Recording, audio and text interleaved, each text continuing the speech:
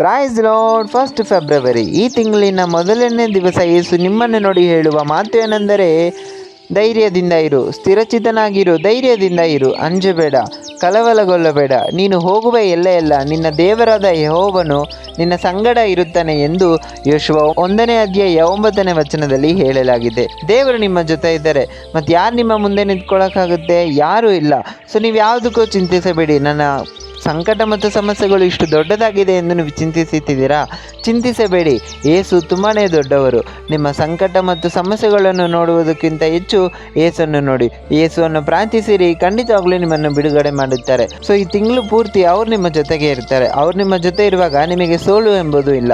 ನೀವು ಯಾವಾಗಲೂ ಗೆಲುವನ್ನು ಪಡ್ಕೊಳ್ತೀರಾ. ಸೊ ಯಾವುದೇ ಮಾಡಿದ್ರೂ ಸರಿ, ಯೇಸು ಮೇಲೆ ನಂಬಿಕೆ ಇಟ್ಟು ಮಾಡಿರಿ, ಖಂಡಿತವಾಗ್ಲೂ ಅದನ್ನು ಅವರು ಆಶೀರ್ವದಿಸುತ್ತಾರೆ ಮತ್ತು ಈ ತಿಂಗಳು ನಿಮ್ಮನ್ನು ಎತ್ತಿ ಹಿಡಿಯುತ್ತಾರೆ. Have a fantastic February.